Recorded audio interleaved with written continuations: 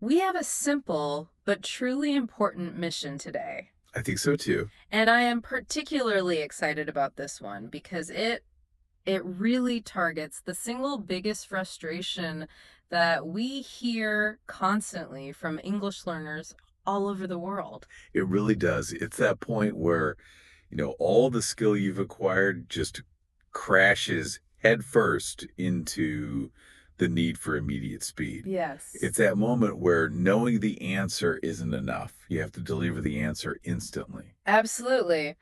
We're looking at a stack of sources today, articles, some studies, practical guides, and they all zero in on this huge problem. It's for learners who are, past the very beginning stage. The A2 to B1 level. Exactly. They understand the words, they know the grammar rules, but they find it incredibly hard to speak quickly Naturally. and without hesitation. They feel stuck between knowing English and actually doing English. And this deep dive is it's tailor-made for you, the listener, if this sounds familiar. Right. Maybe you already have a large vocabulary stored away in your memory. You might be completely solid on the grammar rules, when to use had been doing or whatever. You can pass the test. You can pass the test. But when the moment comes to open your mouth in a real conversation, the speed, the fluidity, Mhm. it's just not there. The information is clearly in the library of your mind, but the retrieval system is running, I don't know, slower than an old dial-up internet connection. That's a great way to put it. So we have to ask, why? Why does the speaking part feel like such an enormous struggle, such a heavy lift, even when listening and reading are perfectly fine? Well, our mission today is to look directly at what our sources call the translation trap. The translation trap. It's a habit, a mental habit that slows everything down. And we're going to show you a simple daily way to build what the source material calls automatic English. And this isn't about adding new complex rules to your already full notebook, is it? No, not at all. It's a straightforward shortcut to real usable fluency. It focuses on small, consistent, everyday learning habits that fundamentally restructure how your brain handles the language. And since we know our focus is squarely on the A2 and B1 learner today, someone who knows the basics but just needs to move faster, we want to make a firm promise. Okay, We will use simple words, we will speak clearly, and we will speak slowly. good.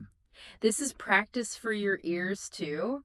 We want you to follow every step easily and just absorb these concepts without feeling overwhelmed. This should be as clear as possible. Right. We're taking what feels like this complex, invisible barrier in your brain, and we're breaking it down into simple, manageable steps that you can start using tonight. Okay, so let's unpack that feeling because I think everyone listening recognizes this internal experience immediately. You're in a meeting or you're talking with a native speaker. We're just watching a video. Yeah, just watching a video in English and you understand what's being said. The English you hear goes into your brain and it makes perfect sense.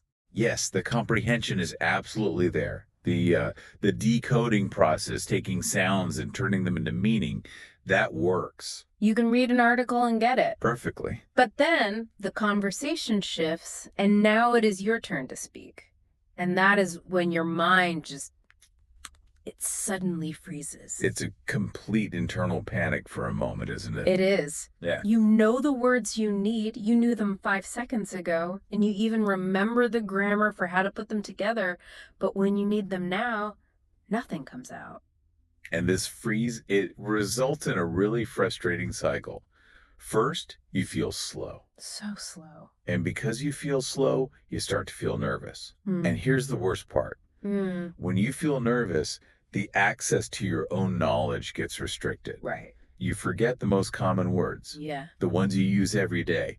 You know the word hungry, but under pressure, it's just gone. It's exactly like your brain deciding to run a mandatory security update right in the middle of a high stakes moment. Right. Why is the speaking part so much slower than the listening part? The knowledge is the same. The sources all confirm the cause is, well, it's incredibly straightforward, but it's a deeply entrenched habit.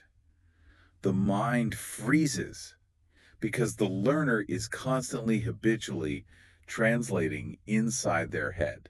They're Ah, not thinking in English, they're thinking about English, using their native language as a sort of central switchboard. so every piece of English, whether it's coming in or going out, is being run through a secondary filter. A native language filter. And Mhm. that filtering process is what costs you all that speed. So we need to shift the entire goal. Precisely. We have to transition from just knowing English, which is reading, analyzing rules, to using English and speaking without that conscious, time consuming effort. That shift from analysis to application is everything. It is. The sources use a really powerful analogy for this. They say it's the difference between reading a map and driving a car. Okay, that makes profound sense. Reading a map means you know all the roads, you know the directions from the park to the school. You know the names of every place. You have all the theoretical knowledge. That's like knowing your grammar rules and your vocabulary lists. But actually, driving the car requires something completely different. It needs you to deal with the speed of traffic, react instantly to a road sign, make a turn, make quick decisions. It's automatic, it's subconscious. You don't consciously tell your hand, now turn the steering wheel 15 degrees left. You just do it. And speaking fluently is exactly like driving. It needs those rapid reflexes, that immediate speed. And translation, that's the intellectual filter step. And it takes precious, precious time. So, this gap between the need for speed and the time your brain takes to translate, that's the single source of all this frustration. You're trying to drive, but you keep stopping to check the map in your native language before every single turn. That brings us directly to this translation trap. Let's dive deep into what the sources say is happening, this mental circuit, because understanding what's going on in your head is the first step to changing it, right? Absolutely. Let's start with listening, which, as we said, is faster, but it's still slowed down by this trap. Okay. When you're listening to English, your brain is forced to run a slow three-step circuit. Okay, let's trace that mental path. Step one. Step one, hearing. The raw English sound comes into your ears. Simple input. For example, you hear the phrase, I am going to the shop now. Simple enough, but then comes the slowdown. Yes. Step two, translation. Your brain immediately, and usually without you even noticing, changes that English into your native language. So if we use the source example of a Portuguese speaker. Right. The English comes in and the brain converts it. It finds the Portuguese words, the Portuguese structure. So it registers the sound, and then almost at the same time, it registers the native word. And only after that conversion, then comes step three, understanding. Finally, after translating, the learner gets the real meaning. Wait. So for one simple English sentence, the information has to go from English sound to native language translation and then to meaning. That's two extra processing steps just to understand something simple. And in a real conversation, that moves at what? 150 words per minute? Exactly. This three-step process is just too long. By the time you reach step three and really understand, the speaker is already on their next sentence. You're always one or two steps behind. Always. Mm-hmm. And that delay creates pressure and anxiety. I see that. Uh-huh. And the delay in listening is bad enough, but the sources say the speaking process is even slower. It is. It's much more complicated. This is the point of maximum cognitive load, and so maximum frustration. Okay, so let's walk through that circuit. Step one, thinking. You start with your thought, an idea, or a need, and it originates in your native language. So your first impulse is in, say, Portuguese or Spanish or whatever your mother tongue is. Right. Then comes step two, the conscious translation and grammar check. This is the heavy lifting. This is where the speed just collapses. Hmm. The brain has to perform this complex, demanding task. It has to translate that thought into English words and apply the correct grammar rules at the same time. And that's where all the mental energy goes, right? You're frantically checking rules. Do I need the S here? Where does the adjective go? Is this past simple or present perfect? It's like stopping the car in the middle of the highway to read a 50-page instruction manual for every single sentence. The sources talk about working memory, don't they? They do. It's the small part of your brain that holds information temporarily. When you're translating and checking grammar, you are using up all of your working memory just on the process of building the sentence. So there's no room left for the ideas themselves. None. So if all my mental energy is spent translating and checking rules, the part of my brain that holds the simple vocabulary, the word for tired, it's completely blocked. Exactly. The words are there, but the processing unit is full. The brain is so focused on the complex process that it can't do the simple task of retrieving the result. The words just vanish because the path to them is overloaded. And only after all of that difficult, conscious, high load process is complete, that you get step three, speaking. The words finally come out. But by then there's a huge delay. That's the hesitation, the uh the self-correction. This three-step translation circuit explains the entire roadblock. It explains why you feel slow, why you hesitate, and why you forget words you've known for months. The knowledge is there, but the circuit you're using is the slowest possible route. This breakdown makes it so clear that the solution can't just be learn more grammar. No, The problem isn't a lack of knowledge, it's a slow system. that's the simple, I would say, revolutionary truth in our source material. The learner at this stage does not need more grammar. They need automatic English. I feel like we need to spend some time really defining that. What does it mean functionally to have automatic English? It means getting rid of that dangerous, time-consuming step two. The translation step? It has to be eliminated. We need to create a new, direct, one-step link in your brain. Okay, so let's define that shift clearly. For listening, automatic English means you hear the English sound. And you immediately get the meaning. Direct connection, no detour. The English sound activates the concept in your mind without going through your native language. Correct. And for speaking, which is the harder challenge, automatic English means you have a thought, a feeling. And immediately, you speak the correct English phrase. No detour for translation, no conscious rule checking.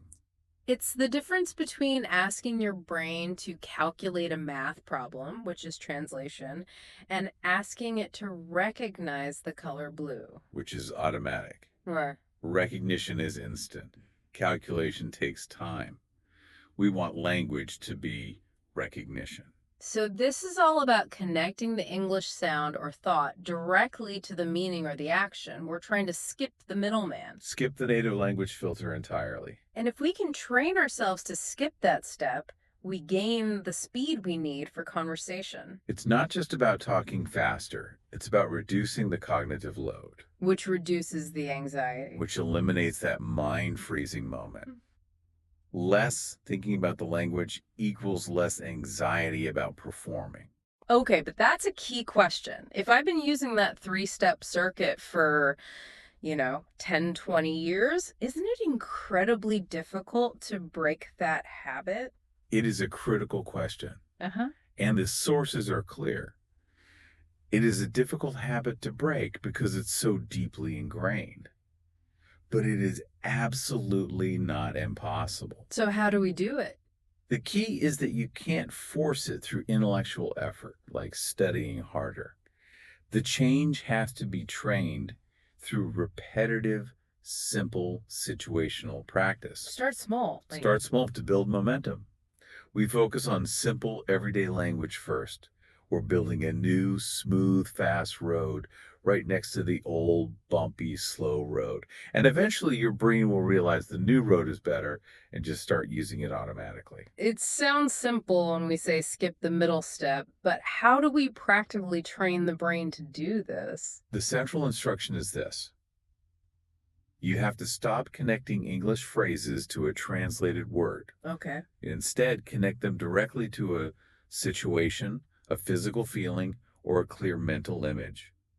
We're anchoring the language in the real world of experience, not in a bilingual dictionary.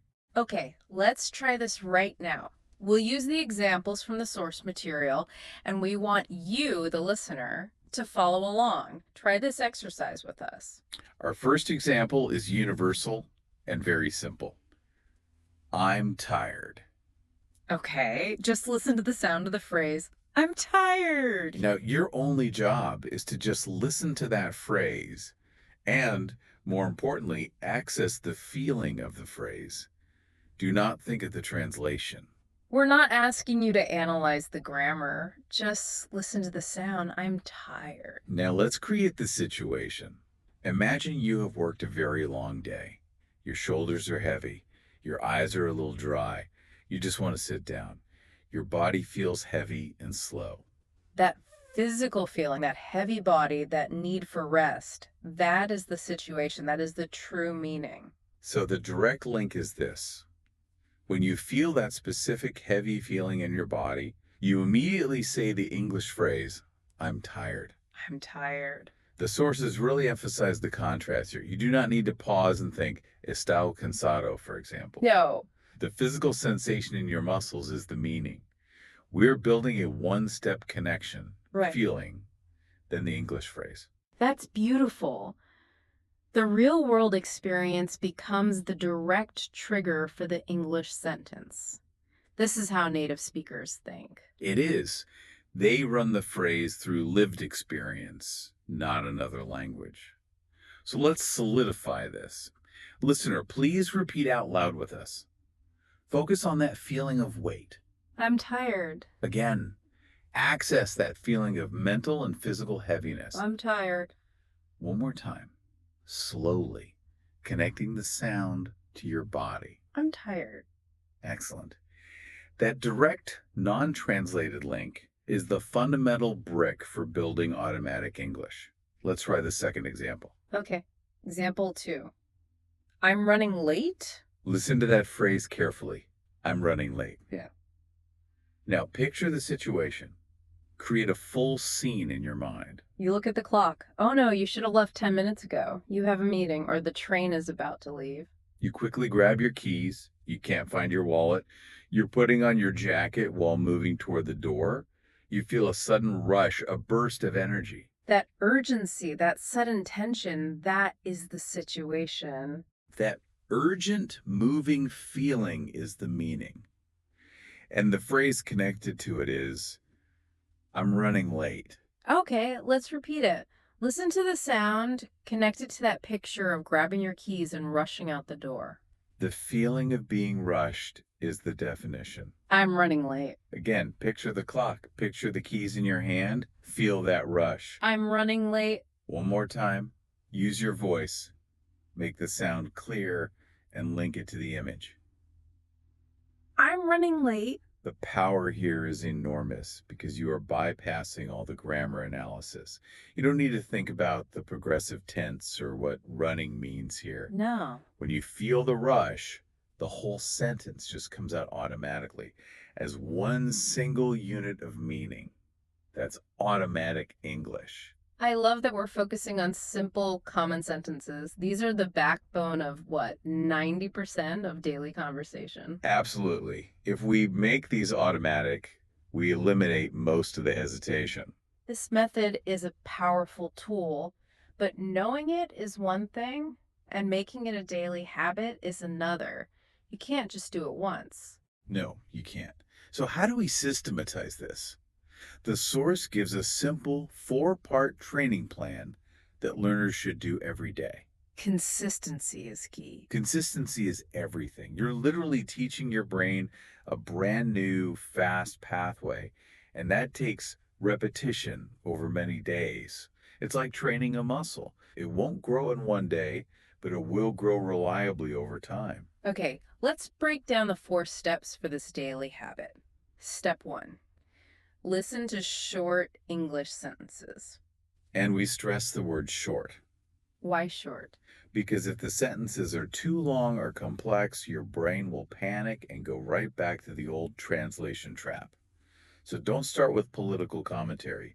Start with sentences you use every day. About food, weather, time. Simple feelings. I need coffee. How are you? It is raining outside. The sources suggest focusing on phrases that are personally relevant, right? If you drink coffee every morning, then I need coffee is a perfect start. Exactly. It connects directly to a real situation in your life. Then, step two, imagine the situation. This is the direct link builder. Just like we did with I'm tired and I'm running late, you have to create a clear, vivid mental picture or a strong physical feeling. The picture is the anchor that replaces the translation. Right. If you hear, the coffee is hot, close your eyes. Picture the steam rising from the cup. Feel the warmth of the mug. Connect that sensory experience to the English sound. So you're connecting sight, touch, smell to the language. You're bypassing the language center and going straight to the meaning center. Precisely. Which brings us to step three, repeat out loud. This is a crucial step that a lot of learners skip. They think just thinking it is enough. It's not. The physical act of speaking activates muscle memory in your mouth and your face. You're practicing the full loop of production. Yes, from hearing to meaning to the physical act of speech. Yeah. If you only practice in your head, your mouth will still hesitate in real life. And step 4, which is the most difficult but the most essential. Don't translate. You have to monitor your mind. Focus only on the picture, the feeling, and the English sound. If your mind starts to slip and you think of the word in your native language, just stop. Take a breath. Reset your focus and go back to the image. Do not let your brain follow that old, slow path during this training time. The whole structure sounds simple, but I think the biggest challenge for a learner will be patience. They'll want results tomorrow, and they might feel like they're failing. And that's where the final instruction from the sources becomes a necessary daily mantra. Don't rush. Don't rush. This is a neurological exercise. The brain needs time, often weeks, to solidify this new connection. You cannot force speed. If you try to jump to complex sentences too quickly, you will undo the training. It's 5 minutes of focus every day, not 3 hours on a Sunday. Exactly. The learning happens naturally through simple, consistent effort. You just need to trust the process and show up every day. I appreciate that we're prioritizing quality over quantity here. Which brings us to maybe the single most actionable technique in the sources. It's a very short, specific practice that takes just 2 minutes. Something truly achievable for anyone. 2 minutes. That's less time than it takes to boil water. Why is this so effective? It leverages the quiet moments right before you sleep, when your brain is naturally preparing to consolidate memories. Ah, By practicing English, then, you're telling your brain, this is important, cement this pathway. so what is this 2-minute exercise? Tonight, before you sleep, the learner should just think about their day using only English. Yeah, this isn't about writing an email or debating politics. It's just simple, descriptive internal dialogue. The lowest pressure environment possible. Yeah. Your own head in your own bed. The goal is to use very simple sentences to describe actions you've already done. So there's no pressure to invent ideas. None. Okay. You already know what happened. You just need to find the English to describe it. So as you lie down, think about the morning. Start with the basics. I woke up early. And connect that sentence to the feeling of the alarm, the sound of birds, the light from the window. Then, I drank coffee. Connect that to the taste or the feeling of the warm cup. Or I talked to a friend. Picture that friend's face. Then the work part of the day. I worked a lot. Connect that to the image of your desk or a meeting you were in. The meeting was long. Yes. And connect it to a feeling, which is critical. I'm tired now. That's the phrase we practice. Connect that simple phrase to the feeling of rest you are seeking right now. Or maybe, I feel relaxed now. Exactly. And a simple look forward, no complex grammar needed. Tomorrow will be better.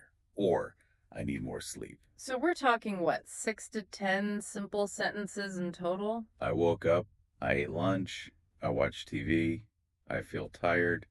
Tomorrow's Friday. The entire exercise should take a maximum of 120 seconds. That's the power of small, focused efforts. Even 2 minutes of this focused, no translation thinking is enough to start making that English brain connection stronger. It is. You're practicing your internal monologue in English. That's a good point. Fluency starts inside the head.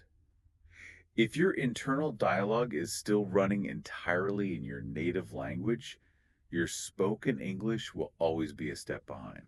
And this is such a low pressure environment. No one is judging you, no one is timing your response. It's pure, efficient practice. You can relax and focus entirely on making that connection between the English sound and the situation. You could even do this in the morning, right? Absolutely. When you wake up, before you stand up, try a 2-minute monologue planning the simple parts of your day. I need to shower. I must check my phone. I will drink coffee first. Simple, common, automatic English. This brings us back to the core learning philosophy in the source material. It's a fundamental truth that often gets lost. What's that core belief?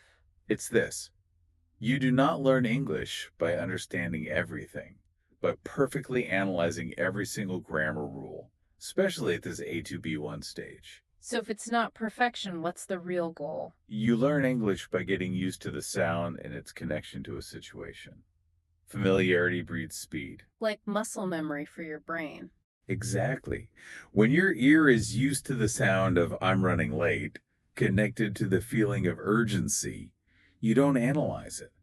It's an automatic single response. That's so encouraging because it removes the pressure to be perfect. Yeah. The goal is communication efficiency, not academic performance. So the final advice from the sources is simple. Relax. Trust the process. If you commit to these steps, listen, imagine, repeat, and don't translate, the English will come. And it will come fast enough. This deep dive has really given you a practical step-by-step tool. We've shown you the slow circuit of the translation trap, and we've given you the blueprint for automatic English. Stop fighting with complex grammar books and start training your brain for speed. You already have so much of the knowledge, you just need to install a faster retrieval system. Make the new road stronger than the old one. That's it.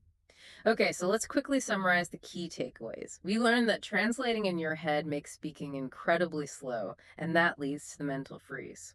The solution isn't more study, it's automatic English. That's the direct, no translation link between a thought and your speech. This reduces anxiety and increases speed. The 4-step daily method is simple. Listen to a short sentence, picture the situation, repeat it out loud, and absolutely do not translate. And never forget the quiet power of that 2-minute tip. Tonight, before sleeping, review your day using only simple English sentences in your head. Small English, every day, makes the biggest difference. Repetition is your best teacher. Consistency is the key. Listen to these ideas again tomorrow to reinforce the steps. Start small.